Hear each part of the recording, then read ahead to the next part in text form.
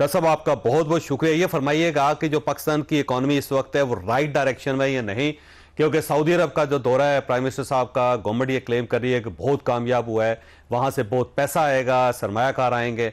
Qatar के अंदर भी वज़ीर आज़म साहब को बहुत ज़्यादा उम्मीद है कि कतरी बिजनेसमैन भी पाकिस्तान आएंगे, और साथ साथ वो कह रहे हैं कि पाकिस्तान की इकॉनमी क्योंकि ठीक हो गई है तो पूरी दुनिया से इन्वेस्टर्स पाकिस्तान के अंदर आएंगे। तो क्या आपको ये स्टेटमेंट दुरुस्त लगती है? मेरी 60 साल की उम्र है। मैं खास 50 या 45 साल से टीवी देख रहा हूँ और वज़ीर आज़म के दौरों के बारे में सुन रहा हूँ। आज तक कभी भी कोई ऐसा दौरा नहीं हुआ जो कामयाब नहीं हुआ है। लेकिन पाकिस्तान में कितनी सरमायाकारी आई है वो हम सबके सामने है। आपकी खित्ते में सबसे महंगी बिजली है, आपके खित्ते में सबसे महंगी गैस है, और न सिर्फ खित्ते में बल्कि Malaysia, Indonesia, Thailand, South Africa, इन तमाम ममालिक से हमारी महंगी बिजली है और महंगी गैस है। तो सरमायाकारी आने की उम्मीद बहुत ज़्यादा मुझे तो नहीं लगती कभी। जहाँ जिस मुल्क में 60% टैक्स हो, जिस मुल्क में नौकरी पेशा लोगों के ऊपर 40% टैक्स हो, बिजनेस इंडिविजुअल्स के ऊपर 50% टैक्स हो, और जिसके अंदर बिजली और गैस इतनी महंगी है, उसके अंदर सरमायाकारी की उम्मीद लगाना जो है वो मेरे ख्याल से थोड़ी सी गलत बात है। हाँ, अलबत्ता ये ज़रूर कह सकते हैं कि महंगाई जिस रफ्तार से बढ़ रही थी उस रफ्तार में कमी आ गई है। तो आपका ख्याल ये है कि सऊदी अरब से जो प्लेज किया जा रहा है या कतर से जिन नेक ख्वाहिशात का इजहार किया जा रहा है वो मटीरियलाइज नहीं हो सकेंगे, इकोनॉमिकली नहीं हो सकेंगे? सर, अब तक देखें, अगर सऊदी अरब से कोई ऐसा इन्वेस्टमेंट लेकर आते हैं आप, कोई रिफाइनरी वगैरह का, जिसमें आप उनको बहुत ज़्यादा वो दे देते हैं, मराद दे देते हैं, तो वो शायद लगा लें। लेकिन क्योंकि आप चीन के जो आपने प्रोजेक्ट्स लगाए हुए हैं उसके भी आपको पैसे देने में आप उनसे रोज़ कह रहे हैं कि यार हम थोड़े अरसे बाद पैसे देंगे, ये 5 साल में जो ले रहे हो वो 10 साल में ले लो, जो 10 साल में ले रहे हो 15 साल में ले लो, किस्तें थोड़ी सी कम कर दो। तो जब एक तरफ आप सऊदी अरब चाइना को ये कह रहे हैं, तो इस वक्त जो सऊदी अरब का इन्वेस्टर होगा वो क्या सोचेगा कि यार जब जो पुराने इन्वेस्टर्स को ये पैसे देने पे आगे पीछे कर रहे हैं तो क्या मुझे मेरे पैसे मिलेंगे? एक तो ये बात है। दूसरी बात है कि जब पाकिस्तानी बिजनेसमैन खुद यहाँ पे इन्वेस्टमेंट नहीं कर रहा, जब आपकी शरह सूद जो कि इंशाल्लाह कम हो जाएगी लेकिन इतनी ज़्यादा हो, जब आपकी एक सियासी तौर पर चीज़ें सेटल ना हों, आपके बिजली गैस, जैसे मैंने गुजारिश की कि दुनिया खित्ते में महंगे तरीन हों, तो ये पाकिस्तान को इन्वेस्टर पैराडाइज नहीं है। पाकिस्तान में इन्वेस्टमेंट नहीं आती है दुनिया भर की, मां सिवाय उस इन्वेस्टर के जिसको पाकिस्तानियों को बेचना होता है। तो मोबाइल फ़ोन की कंपनियां आके पाकिस्तानियों को मोबाइल फ़ोन सर्विस बेचती हैं, या मैकडॉनल्ड वाला आके पाकिस्तानी को बर्गर बेचता है। लेकिन जो इन्वेस्टमेंट हमको चाहिए कि जिससे पाकिस्तान में वो इन्वेस्टमेंट हो और पाकिस्तान से बरामदात हों, एक्सपोर्ट्स बढ़े, वो इन्वेस्टमेंट पाकिस्तान में आने का कोई चांस नहीं है। अच्छा, ये फरमाइए सर, ये इकॉनमी को बेहतर समझते हैं आप? IMF के साथ ज़ाहिर पाकिस्तान का एग्रीमेंट हो गया, वहां से किस्तें आनी शुरू हो गई, अब IMF पाकिस्तान की इकॉनमी को बेहतर भी समझ रहा है। स्टॉक एक्सचेंज रोजाना की बुनियाद पर रिकॉर्ड कायम कर रही है। पाकिस्तान में आज तक इंडेक्स इस लेवल पे गया ही नहीं जितना इस वक्त स्टॉक एक्सचेंज का जा रहा है, और इसके साथ साथ बाहर से जो पाकिस्तानी सरमायाकार है वो वापस आ रहे हैं, वो चाहते हैं कि पाकिस्तान के अंदर वो सरमायाकारी कर सकें। तो आप इसको बेहतर नहीं समझते? नहीं, देखें, स्टॉक मार्केट ऊपर गई है, इसमें कोई डाउट नहीं है, और ये खुशाइन बात है। और स्टॉक मार्केट में दुनिया का तखमीना ये होता है, इसको लीडिंग इकोनॉमिक इंडिकेटर कहते हैं, कि अगर इकोनॉमिक एक मरतबा स्टॉक मार्केट ऊपर जाती है तो फिर मईशत के ऊपर जाने के बड़े चांस होते हैं। 10 में से 7 मरतबा समझ लीजिए कि मईशत भी साथ साथ उसके ऊपर चले जाएगी। तो अल्लाह ताला करेगा इंशाल्लाह कि जब जैसे स्टॉक मार्केट ऊपर जा रही है मईशत भी आगे बढ़ना शुरू हो जाएगी। IMF से अगर हम प्रोग्राम ना करते, खुदा ना खास्ता, ये फरमाइएगा जी जी आप कह, जी डॉक्टर साहब बात मुकम्मल कीजिए। मैं ये कहता कि अगर खुदा ना खास्ता IMF से प्रोग्राम नहीं करते तो बहुत ज़्यादा तकलीफ में पड़ जाते, तो डिफ़ॉल्ट की तरफ जाना पड़ता। तो ये अल्लाह की मेहरबानी है कि हमने अपने आप को डिफ़ॉल्ट से बचा लिया अगले 3 साल तक, इसमें कोई डाउट नहीं है। लेकिन जो गुजारिश है कि वो अगर हम ये समझ रहे हैं कि हमने कोई मुल्क में इस्लाहात ले आए हैं, कोई मुल्क में मईशत बेहतरी ले आए हैं, कुछ गुर्बत। प्रोग्राम में दोबारा खुश आमदीद। ये फरमाइए डॉक्टर साहब, ये SIFC का कोई जादू नहीं चल सका, या आपको उम्मीदें हैं कि ये लेट ही सही लेकर स्टार्ट होगी और ये इकॉनमी को स्टार्ट कर लेगी SIFC? देखिए जावेद साहब, अगर SIFC ये काम करे कि हमारे मुल्क की मईशत को बेहतर करे तो वो ये काम कर सकती है। अगर वो प्राइम मिनिस्टर के बाजू बने या प्राइम मिनिस्टर को वहाँ पे हिम्मत दे जहाँ पे प्राइम मिनिस्टर हिम्मत नहीं ले रहे, अगर वो NFC अवार्ड के बारे में बात करवा दे, अगर वो कुछ अखराजात की कमी के बारे में बात करा दे, जारी अखराजात जो इस हुकूमत ने 24% बढ़ाए थे उसकी कमी की कुछ बात करा दे, जो PSDP 64% बढ़ाई है उसकी कमी में कुछ बात करा दे, एग्रीकल्चर टैक्स की बात करवा दे, प्रॉपर्टी टैक्स की बात करवा दे, टैक्स के अंदर कोई नेट को वाइट करवाने की बात कर दे, अगर SIFC ये चीजें कर ले तो बहुत बेहतरी है।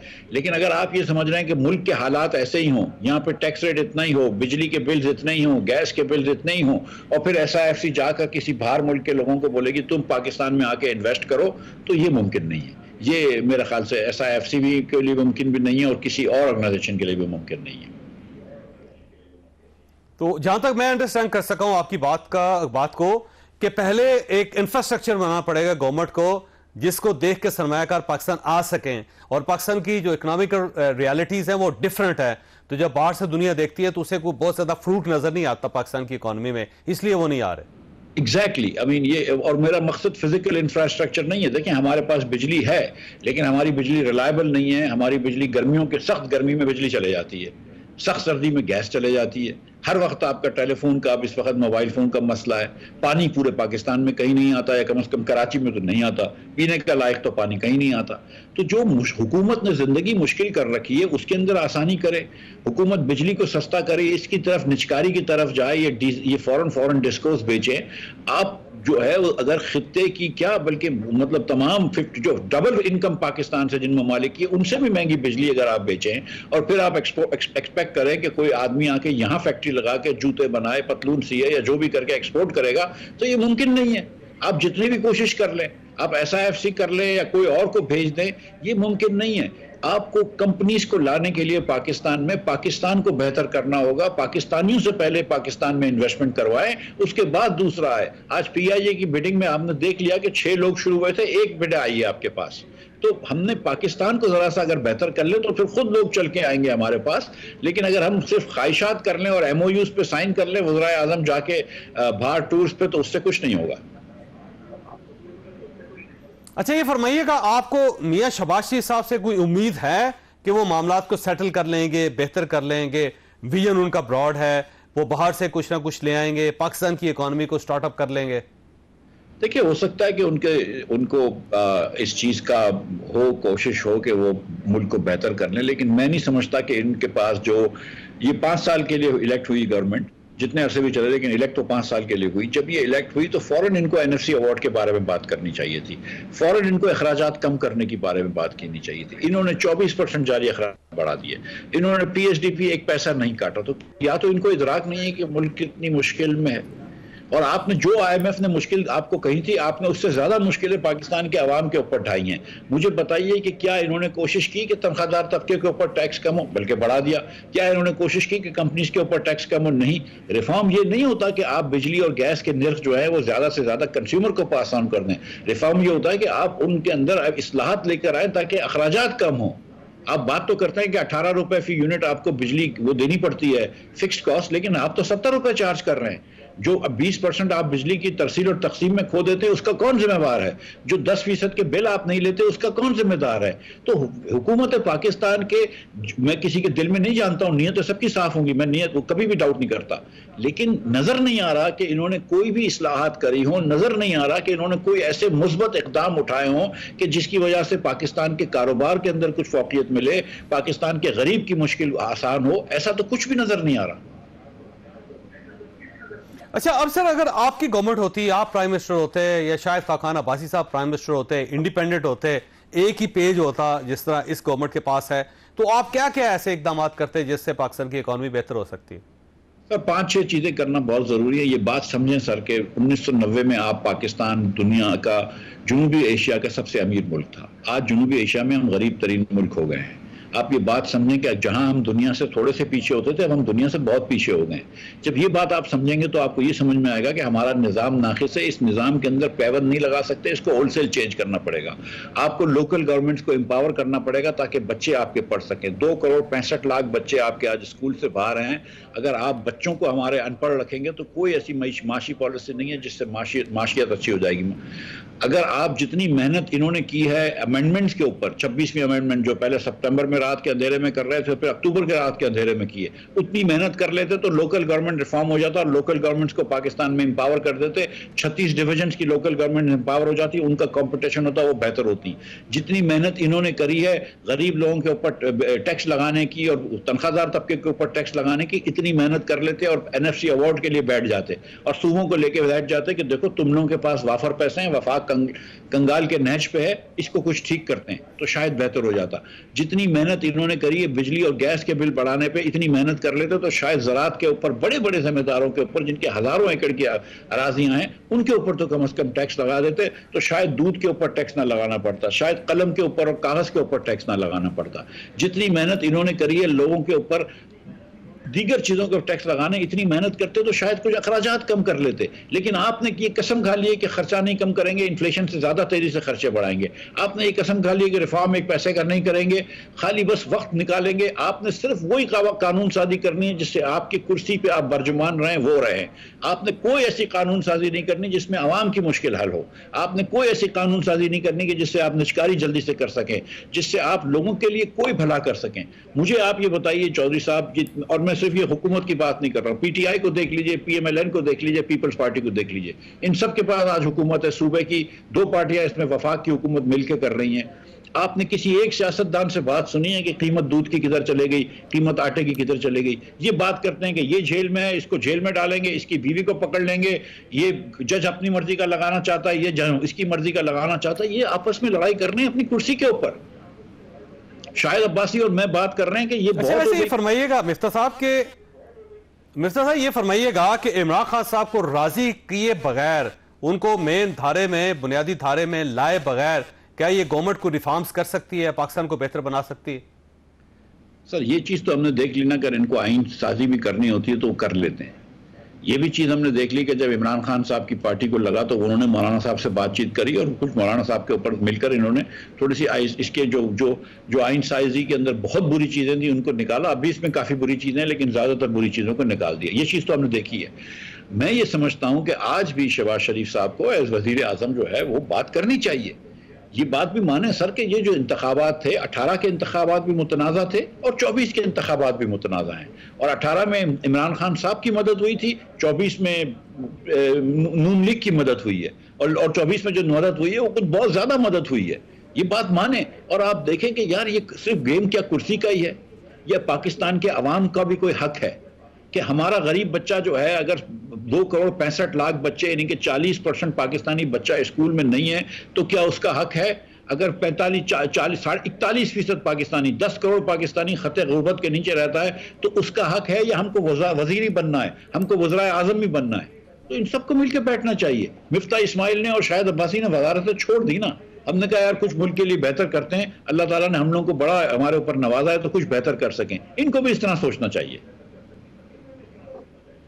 अच्छा, ये फरमाइश सर, ये जो पाकिस्तान तहरीक इंसाफ एहतजाज का एक नया एजेंडा लेके आ रही है और वो दोबारा एहतजाज कर रहे हैं, दोबारा सड़कों के ऊपर होंगे, तो इसका इकानमी पे क्या फर्क पड़ेगा और सियासत पे क्या पड़ेगा? साहब ये PTI का एहतजाज जो होता है, एक तो वो इतना होता नहीं है जितनी की बातें होती हैं। ये ट्विटर पे बहुत ज़्यादा एहतजाज होता है, व्हाट्सएप फॉरवर्ड्स पे बहुत ज़्यादा एहतजाज होता है और सड़कों पे इतना एहतजाज नहीं होता। दूसरा, हुकूमत का ओवर रिएक्शन होता है कि मतलब जितने लोग होते हैं उससे ज़्यादा कंटेनर खड़े कर देते हैं। और फिर ये जो देखें, मैंने तो ट्वीट किया था कि जो SCO जिस दिन हो रही थी उन दिनों में एहतजाज ना करो, 3-4 दिन मुल्क की खातिर देर से कर लो एहतजाज, कोई फ़र्क नहीं पड़ता। और फिर देर भी हुई। अब ये लंदन वगैरह के अंदर भी जाके ये जो बदतमीजियां करते हैं, काजी फायद साहब बहुत अच्छे जज नहीं थे साबित हुए। उन्होंने चीफ जस्टिस के तौर पर अच्छा काम नहीं किया, उन्होंने यकतरफी दिखाई है, इसमें कोई डाउट नहीं है। लेकिन ये बदतमीजी करना, ये मुल्क की इज्जत और आबरू खराब करनी है ना जो इनके साथ कर रहे हैं। तो थोड़ा सा मैं समझता हूं कि सबको मिलकर बैठना चाहिए, और पीटीआई को भी ये मेरे ख्याल से इनकी रियलाइजेशन है कि इनकी कॉल पे व्हाट्सएप फॉरवर्ड्स तो बहुत आ जाते हैं, इनकी कॉल पे ट्वीटें तो बहुत आ जाती हैं, लेकिन इनकी कॉल पे कोई लोग निकलते नहीं है अब। और ये फरमाइए सर, इमरान खान साहब आपको बाहर आते हुए नजर आते हैं कोई मुस्तकबल करीब में? सर मैं, सच्ची बात है कि थोड़ी सी मईशत के अंदर अंडरस्टैंडिंग रखता हूँ। सियासत में मुझे ये समझ, पाकिस्तानी सियासत में कुछ भी हो सकता है, ये आप भी जानते हैं चौधरी साहब, लेकिन मुझे शहबाज शरीफ साहब नजर आते हैं कि वो 5 साल की अपनी मुद्दत पूरी करेंगे, और ना मुझे ऐसा लगता है कि इमरान खान साहब फिल फॉर बाहर आएंगे, लेकिन मैं कोई हतमी तौर पे ये नहीं कह सकता हूँ, ये मेरा अंदाजा है। और आपकी पार्टी कहां स्टैंड करती है सर? आने वाले दिनों में कोई आपको उम्मीद नजर आती है कि आप इक्तदार तक पहुंच जाएंगे? सर ये पार्टी जो है वो पाकिस्तान की नई तरीन पार्टी है, लेकिन पाकिस्तान के अंदर अल्लाह की मेहरबानी से हमारा जो एक विजन है डॉक्यूमेंट awam.pakistan.org पे, वो लोगों के सामने हम बड़े पढ़े लिखे लोगों को लेकर आए, तारिक बनूरी साहब जैसे, डॉक्टर तारिक सुलेमान जैसे, डॉक्टर आयशा मलिक साहिबा जैसे पढ़े लिखे लोग हमारे साथ हैं जो वाइट पेपर्स लिख रहे हैं। मैं और शाहिद भाई जो है हर जगह पे जा रहे हैं, छोटी बड़ी जगहों पे, महफिलों में, कॉलेजों में, स्कूलों में बातें कर रहे हैं। मैं समझता हूँ कि पढ़े लिखे लोगों में तो हमने जगह बनाई है और लोगों पे जगह बनाएंगे। इख्तिदार पे जहाँ पे आने का ताल्लुक है तो सीरियसली पहले तो बहुत ज़रूरी है कि हम अपने आप को पाकिस्तान के पार्टियों में मकबूल करें, पाकिस्तान के अवाम में मकबूल करें, फिर जो अल्लाह ताला की मर्जी होगी। हम कोई जो रास्ता इस बार मुस्लिम लीग नून ने अडॉप्ट किया है इख्तिदार में आने का, उस रास्ते को, या जो रास्ता इमरान खान साहब ने 14 से 18 में दिखाया हमको, या 18 में जिस तरह है, वो रास्ता हम समझते हैं कि मुनासिब रास्ता नहीं है, उससे कौम का कोई फ़ायदा नहीं होता। अगर कौम का कुछ भला करना है तो फिर इज्जत के साथ इख्तिदार पे आना चाहिए। और शायद अब्बासी साहब ने हमेशा ये कहा है कि 2-3 साल की नौकरी और इज्जत के दरमियान हमेशा इज्जत की चॉइस करनी चाहिए, तो हम हमेशा इज्जत की चॉइस करेंगे।